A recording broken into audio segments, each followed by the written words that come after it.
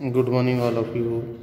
Now we are going to start our new chapter. लेकिन हम हमारे नए पाठ को शुरू करने जा रहे हैं which is about the challenges of Indian economy, जो भारतीय अर्थव्यवस्था की चुनौतियों के बारे में है। भारतीय अर्थव्यवस्था के समक्ष कौन कौन सी चुनौतियां हैं इसके बारे में हम जो है इस पाठ में पढ़ने की कोशिश करेंगे। हम देख रहे हैं हमारे देश की अर्थव्यवस्था के बारे में जब बात करते हैं, इकोनॉमी की जब हम बात करते हैं तो देखते हैं कई तरीके की चुनौतियां हैं, कई तरीके के चैलेंजेस हैं जो हमारे ये सामने खड़े होते हैं। जैसे इन्फ्लेशन है जिसको हम मूल्य वृद्धि के नाम से जानते हैं, जैसे पॉवर्टी है जिसको हम गरीबी के नाम से जानते हैं, जैसे अनएम्प्लॉयमेंट है जिसको हम बेरोजगारी के नाम से जानते हैं। ठीक है, हम आज अपना जिस टॉपिक को हम डिस्कस करने जा रहे हैं, जिस बिंदु पर हम बात करने जा रहे हैं वो पॉवर्टी है। वो पॉवर्टी का टॉपिक है, वो गरीबी का बिंदु है जिस पर आज हम बात करने जा रहे हैं। बहुत देखें, कहने और सुनने में तो जो गरीबी है, जो पॉवर्टी है वो बड़ी इजी लगता है, बड़ी आसान लगता है कि भाई कौन गरीब है। अगर ये इस तरीके की बात आती है तो हम जल्दी से कह देते हैं कि हर वो व्यक्ति गरीब है कि जिसके पास में पैसा नहीं है, जिसके पास में खाने पीने की वस्तुएं नहीं है, जिसके पास में अच्छी पहनने के कपड़े नहीं है, जिसके पास में अच्छा रहने के लिए मकान नहीं है, तो वो जो है वो सब गरीब है। बड़ी आसानी से हमने बड़ी आसानी से कह दिया है। बट इसके अंदर देखें कि एक चीज आ जाती है, ये आ जाती है कि फिर अगर मान लो कि कोई चार मित्र हैं या चार आपस में कोई व्यक्ति है तो वो तो आपस में फिर कंपैरिजन करने लगेंगे, कंपैरेटिवली वो तो देखने लगेंगे कि भाई मेरे पास इससे बड़ा मकान है, मैं इससे अच्छे कपड़े पहन सकता हूँ, मैं इससे अच्छा भोजन कर सकता हूँ, तो मैं इससे अमीर हूँ और वो मुझसे गरीब है। ये कंपैरिजन जो है दूसरे वाला तीसरे से, तीसरे वाला चौथे से, इस तरीके से ये तो कंपैरेटिवली हो जाएगी, ये तो कंपैरिजन वाली चीज हो जाएगी। बट अगर हम पॉवर्टी की एक इजी डेफिनेशन देखने की कोशिश करें, अगर हम गरीबी की एक सरल परिभाषा बनाने की कोशिश करें तो गरीबी क्या है, तो उसके बारे में अगर हम एक सरल सी परिभाषा बनाने की कोशिश करें तो हमारे सामने एक बहुत ही अच्छी परिभाषा होगी। तो वो क्या होगी? Poverty is that condition in which an individual remain unsuccessful in fulfilling even the minimum requirement of living. देखिए गरीबी क्या है, तो गरीबी के बारे में यहाँ पर क्या बताया जा रहा है? Poverty is a condition. सबसे पहली चीज क्या आ रही है? पॉवर्टी इज अ कंडीशन, कि जो गरीबी है वो एक परिस्थिति है, एक दशा है, एक स्थिति है, परिस्थिति है। ठीक है, पॉवर्टी इज अ कंडीशन, एक दशा है, परिस्थिति है। Poverty is that condition in which an individual, कि जिसमें एक व्यक्ति रिमाइन अनसक्सेसफुल, क्या रहता है? असफल रहता है। किस चीज में असफल रहता है? Fulfilling even the minimum requirements of living. जीवन जीने की न्यूनतम आवश्यकताओं को पूरा करने में वह असफल रहता है। देखिए गरीबी किसको कह रहे हैं? निर्धनता किसको कह रहे हैं? निर्धनता एक परिस्थिति को कह रहे हैं। कौन सी परिस्थिति को कह रहे हैं? कि जिसमें एक व्यक्ति असफल होता है। किस चीज में असफल होता है? यहाँ पर हम देख रहे हैं जीवन की न्यूनतम आवश्यकताओं को पूरा करने में असफल होता है। इसी कंडीशन को हम फिर क्या कहते हैं? कि इसी कंडीशन को, इसी परिस्थिति को, इस स्थिति को हम गरीबी का नाम देते हैं। That what is poverty? What is poverty? गरीबी क्या है? Then poverty is that condition, कि गरीबी वह परिस्थिति है इन विच, जिसके अंतर्गत एन इंडिविजुअल रिमाइन अनसक्सेसफुल, कि जिसके अंतर्गत एक व्यक्ति असफल रहता है। किस चीज में असफल रहता है? Fulfilling even the minimum requirement of living. जीवन जीवन जीने की न्यूनतम आवश्यकताओं को पूरा करने में असफल रहता है। तो वो कंडीशन क्या होती है? वो कंडीशन जो है वो पॉवर्टी वाली कंडीशन होती है। जैसे एक व्यक्ति है, आज जैसे हम देखते हैं एक व्यक्ति की जो है नीड क्या होती है, रिक्वायरमेंट क्या होती है? तो भाई food, cloth,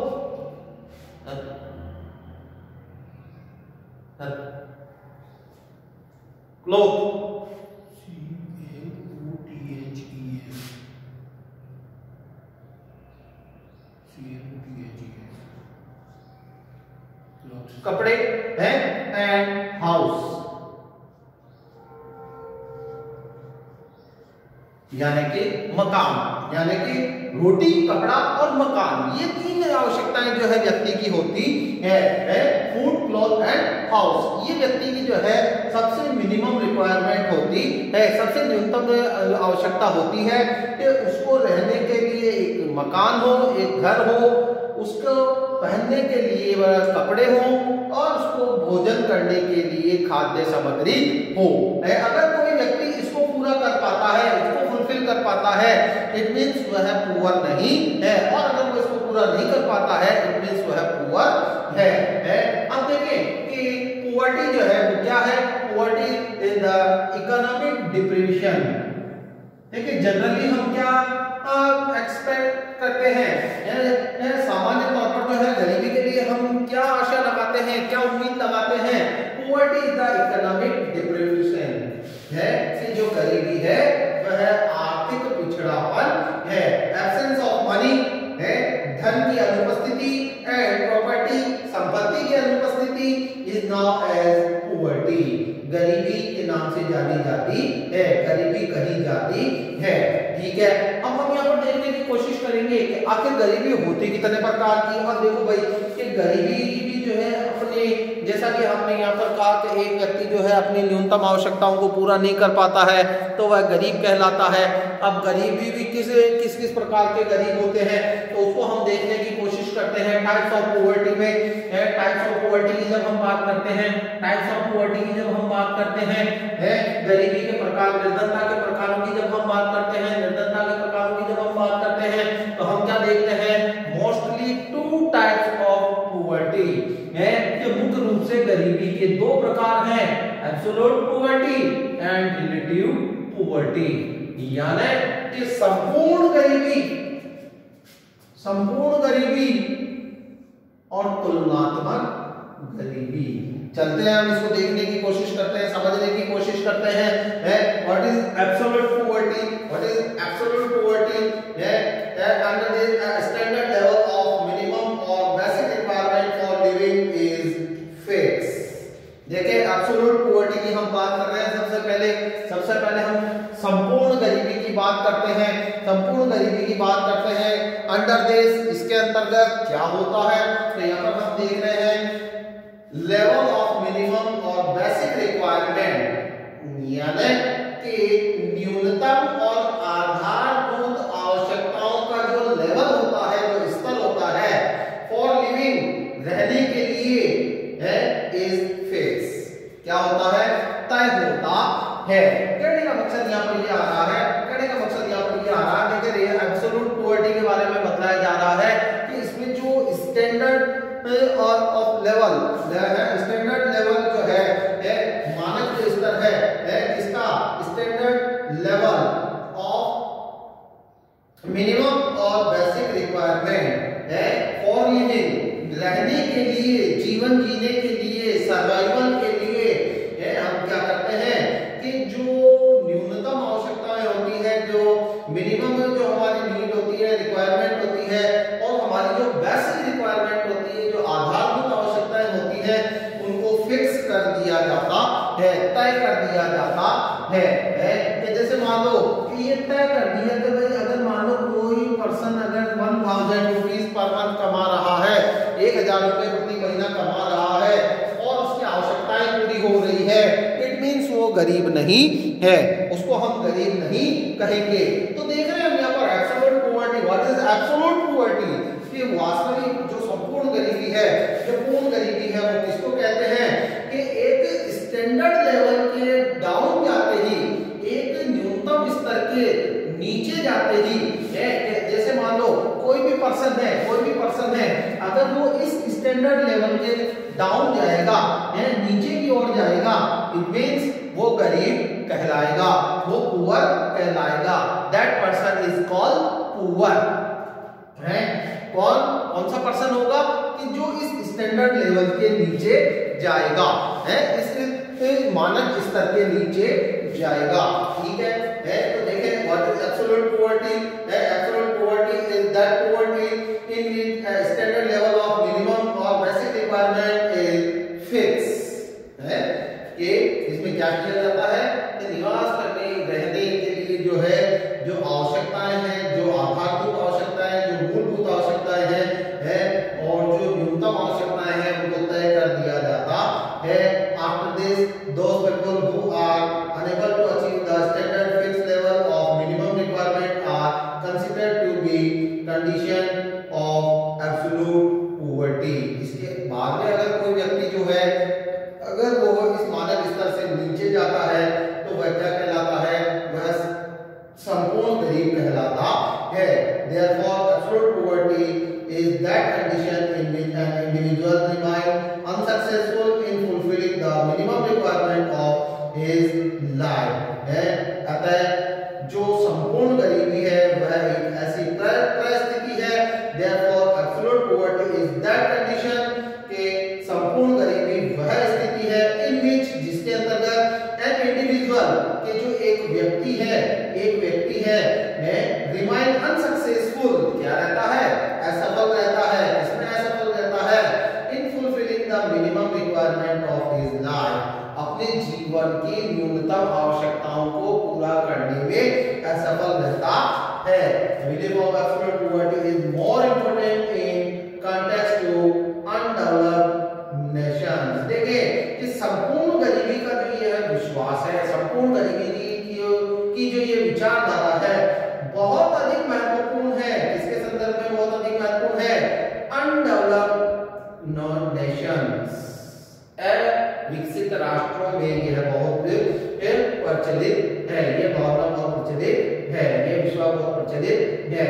in nation such as India will use the term poverty then it refer to absolute poverty itself। यदि भारत जैसे राष्ट्र के संदर्भ में ये बात कही जाए तो ये अपने आप में क्या होगी, एब्सोल्यूट पॉवर्टी यानी कि पूर्ण गरीबी होगी, जिसमें क्या होता है कि जो पर्सन है, जो व्यक्ति है, एक अपने मिनिमम सर्वाइवल या के न्यूनतम जीवन क्या जो एक स्टैंडर्ड होता है, एक लेवल होता है, एक स्तर होता है को वह प्राप्त नहीं कर पाता है। अब दूसरा आता है हमारे relative poverty.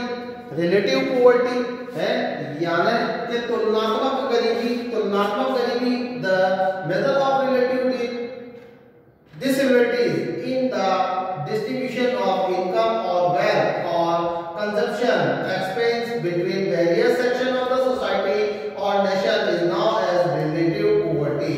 This belief is relatively more important in developed nations। देखिए रिलेटिव पॉवर्टी यानी कि तुलनात्मक जो निर्धनता है उसका जो संबंध है वो अधिकांश से किससे है, वो डेवलप्ड कंट्री से है, वो विकसित राष्ट्रों से है, जिसमें क्या होता है, तुलना की जाती है, कंपैरिजन किया जाता है, कंपैरिजन किया जाता है। जैसे हम यहाँ पर समझने की कोशिश करें इसको अगर, तो ये कुछ मित्र हैं, ठीक है, ये चार मित्र हैं आपस में, चार मित्र हैं यहाँ पर आपस में, ये चार मित्र हैं,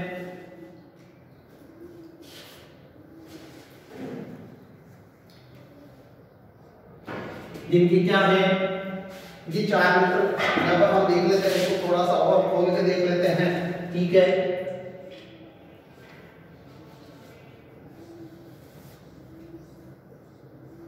ठीक है, ये चार मित्र आपस में हैं, ए बी सी और टी। ठीक है, अब यहाँ पर जब हम देखते हैं कि जो ए की इनकम है वो, ठीक है, बी की इनकम जो है ये है, सी की इनकम जो है वो ये है, और डी की जो इनकम है वो ये है। ठीक है तो अब यहां पर क्या होगा, देखे कि यहां पर जो है पुअर तो कोई नहीं है, पुअर तो कोई नहीं है। ठीक है, पुअर तो कोई नहीं है, ए बी सी डी में से पुअर तो कोई नहीं है। देख रहे हैं हम यहाँ पर, अगर बात करें हम इसकी है तो ए बी सी डी में जो है पुअर तो कोई नहीं है, गरीब तो कोई नहीं है। गरीब क्यों नहीं है, तो हम यहाँ पर देखने की कोशिश कर रहे हैं। देखें, देखने की हम कोशिश कर रहे हैं। यहाँ पर क्या देखने को मिल रहा हमको कि ए बी सी और डी चारों के चारों जो है उनकी जो इनकम लेवल है वो बराबर है।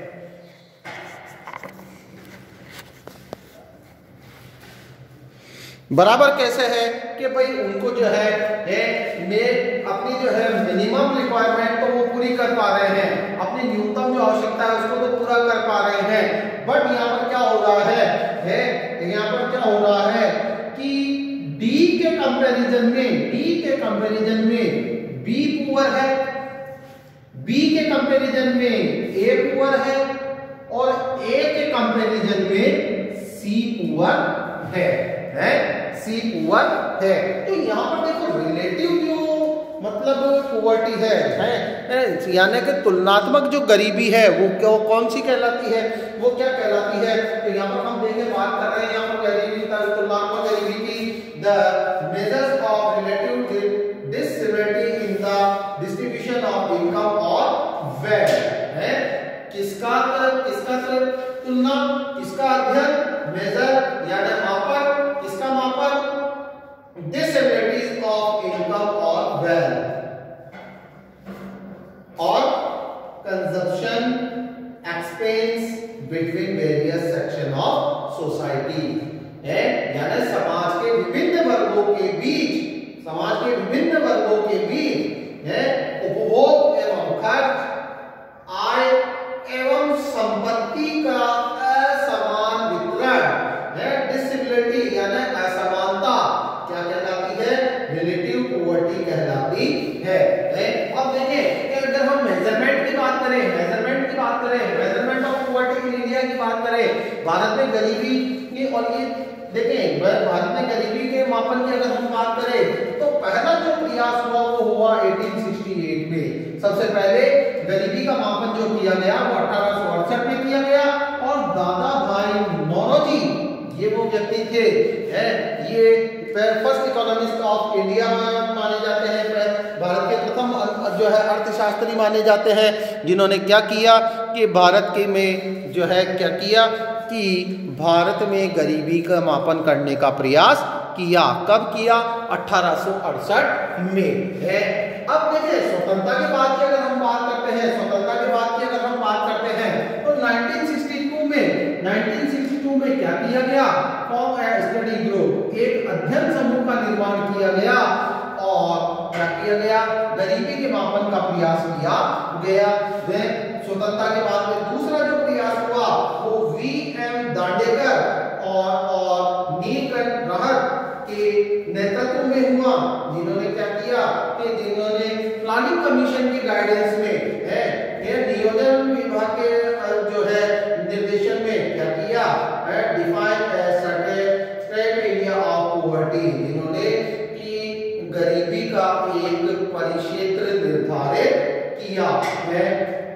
इन इस देखिए कि इस संदर्भ में गरीबी के मापन के संदर्भ में जो सबसे महत्वपूर्ण वर्ष रहा वो 1979 का रहा। सबसे महत्वपूर्ण जो वर्ष रहा, सबसे इंपॉर्टेंट जो ईयर रहा वो कौन सा रहा, 1979 का रहा, जिसमें क्या किया गया कि हमारा जो प्लानिंग कमीशन था, हमारा जो योजना आयोग था, उन्होंने work group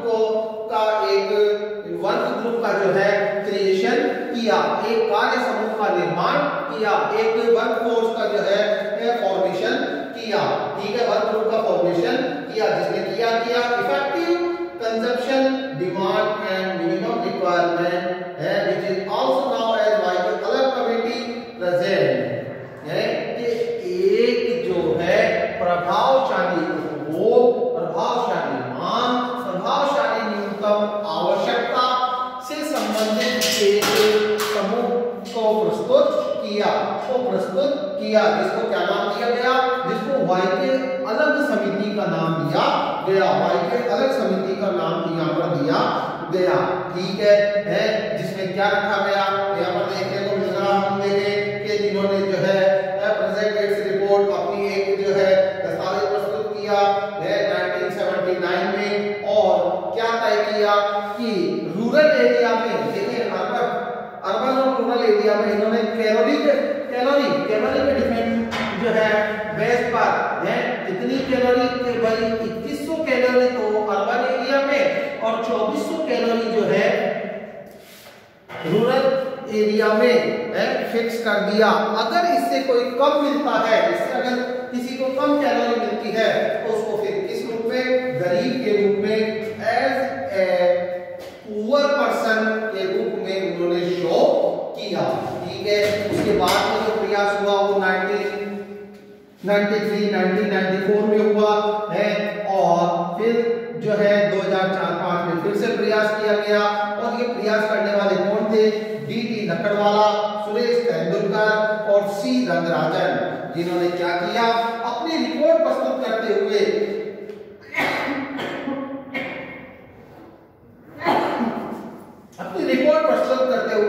on the basis of consumption and expenditure है, यानी कि उपभोग एवं खर्च के आधार पर पॉवर्टी को डिफाइन करने की कोशिश की है, और इन्होंने इसको क्या नाम दिया गया, इनके इस रिपोर्ट को जो है, इनके इस बेस को जो है पॉवर्टी लाइन बास्केट का नाम दिया गया, गरीबी रेखा टोकरी का नाम दिया गया, जिसमें इस टोकरी में इन्होंने क्या रखा, quantity of food and non food item है कि वे खाद्य एवं अखाद्य वस्तुएं जो व्यक्ति की आवश्यकताओं को पूरा करने वाली होती है उसको इसमें रखा गया कि अगर इन आवश्यकताओं वाले, इन खाद्य अखाद्य वस्तु की आवश्यकताओं को यदि व्यक्ति पूरा कर पाता है तो वह गरीब नहीं है, और अगर वह असफल होता है तो वह गरीब है। और इसी के आधार पर जो है इन्होंने 2011-12 में अपनी अलग-अलग रिपोर्ट प्रस्तुत की, और सुरेश तेंदुलकर ने यह निर्धारित किया कि 1000 रुपए शहरी क्षेत्र में, 1000 रुपए शहरी क्षेत्र में कमाने वाला व्यक्ति गरीब नहीं है, और 816 रुपए ग्रामीण क्षेत्र में कमाने वाला व्यक्ति गरीब नहीं है, और ये वो समय था 2011-12 का। ठीक है, और इसके अनुसार उन्होंने बताया कि भारत में 21.92% जो व्यक्ति है, 21.92% जो व्यक्ति है, यानी कि लगभग 27 करोड़ जो व्यक्ति है वो गरीब है, वो गरीब है।